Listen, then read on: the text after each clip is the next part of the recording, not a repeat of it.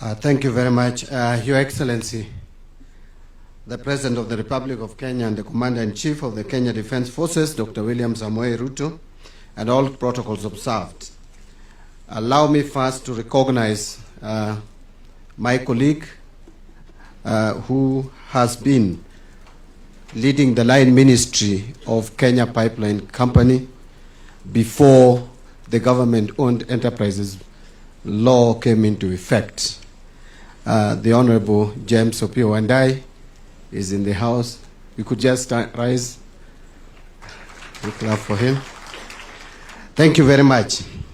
Your Excellency, it is truly an honor to stand before you at this memorable event to usher in the KPC as a listed company in the Nairobi Securities Exchange.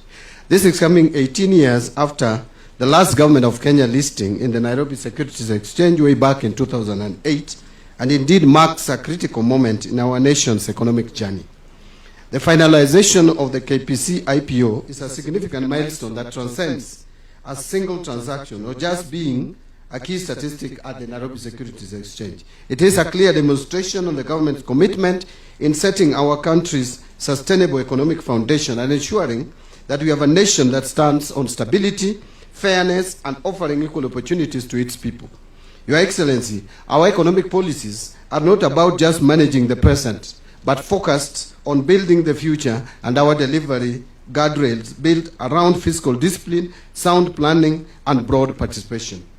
I must admit that since you appointed me to this position of the Cabinet Secretary to the National Treasury, the KPC IPO has been one challenging assignment that kept me on my toes since my team and I had to get it right the first time. We did not want to disappoint you, Your Excellency, and disappoint the people of Kenya. And I'm happy today we are witnessing that success. So when I first announced the KPC IPO, I did promise the country that the process shall be undertaken under a strict framework encompassing accountability, equity, value for money, and transparency. Remember, Your Excellency, that at that time the naysayers actually said that there is some shadowy investor somewhere placed strategically to take over KPC. Today, I want them to confirm whether there is such shadowy investor somewhere taking up KPC. The architecture of KPC will be still 35% GOK, about 20% by Uganda government. We have our institutional investors investing in it. Excellency, for the support that I received from your office and the entire cabinet on this.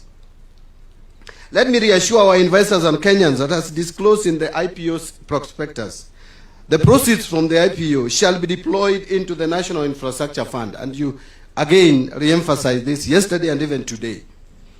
This is a vehicle we have purposed as a premier economic engine to scale up and accelerate development of catalytic national infrastructure, including national highway and railway networks, air and seaports, electricity generation, transmission and distribution, irrigation and agribusiness infrastructure. The deployment of the proceeds of the National Infrastructure Fund is well aligned with the Kenya's fiscal realities and long-term development objectives, focused on sustainable financing and safeguarding national assets for future generations. I am particularly impressed on some of the key milestones that have been gained from this IPO. One, it has been the first e-IPO, meaning all applications were submitted electronically, hence a truly paperless IPO. Number two, the IPO attracted over 70,000 ordinary Kenyans, meeting the IPO's key policy objective of democratizing public assets by broadening the shareholder base. Number three, the investment by the government of Uganda, and I'm happy that the government of Uganda is fully represented here, led by the PS in charge of energy, Madam Irene. Kindly rise up. Thank you very much, my sister.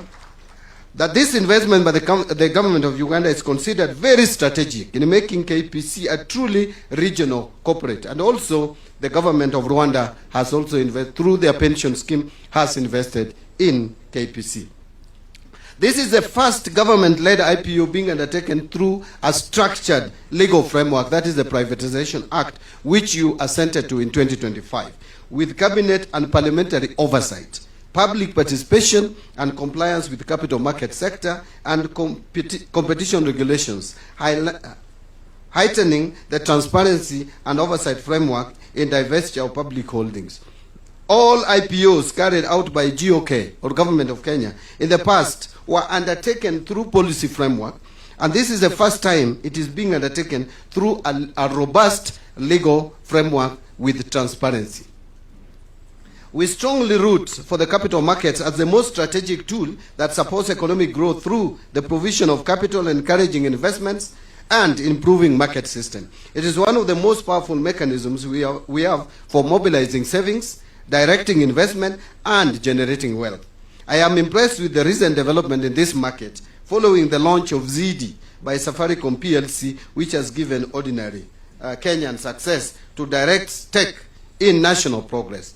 Over 36,000 Kenyans participated in this IPO through the ZD app, and it's worth noting that the app was just launched a week to the close of the offer.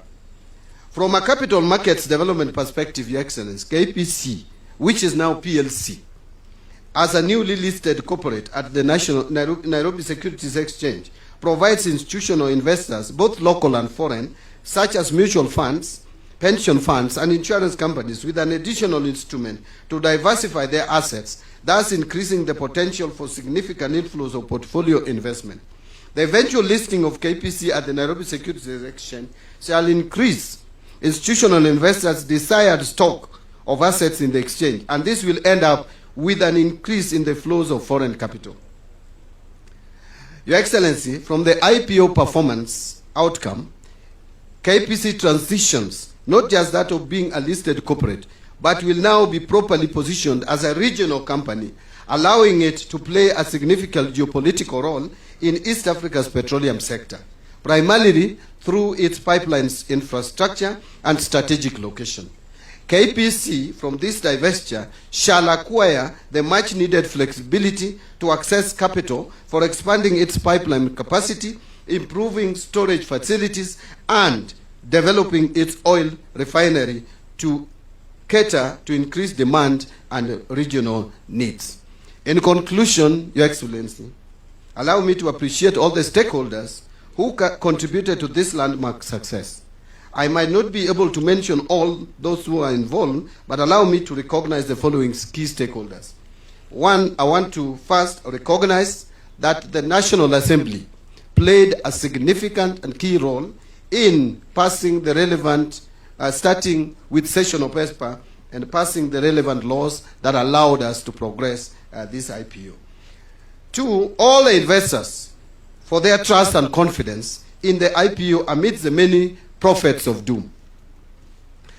Number three is the government of Uganda for accepting our invitation to invest in KPC, allowing the company to be a proper regional company.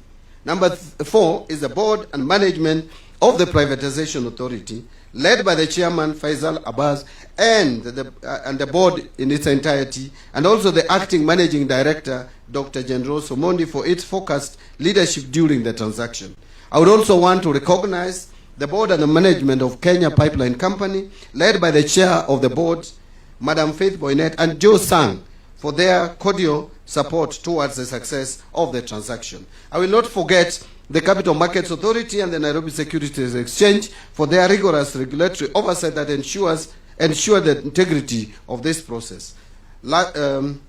Second last is the transaction advisory team led by the lead transaction advisors. And I want to mention Faida Investment Bank, the legal advisors, that is Triple OK Law Advocates and GA Advocates, the reporting accountants, PricewaterhouseCoopers, the data processing agent and share registrar, image registrars, the joint sponsoring stockbrokers led by Diane Blair Investment Bank and Francis Drummond and Company Limited, the advertising agency Belva Digital, the PR agency Apex Portal Novel, and the receiving banks, that is the Cooperative Bank of Kenya, KCB Bank, and Stanbic Bank, for their technical expertise in structuring and executing this complex transaction. Finally, to all the stock brokers, investment banks, and agents across the country who took this message to every corner of the Republic of Kenya. And allow me, Your Excellency, also to thank my team at the National Treasury, and we have my team here. Could you kindly rise up, led by the two principal secretaries, Chris Kipto, National Treasury, and Cyril Odede, who is in charge of public investment and asset management, and of course, Lawrence Kibet, who has actually done a lot of donkey work, actually, so to speak. And Lawrence, you'll forgive me for putting a lot of pressure on you. But you can see the results. Everyone is happy. Your Excellency, I will end there.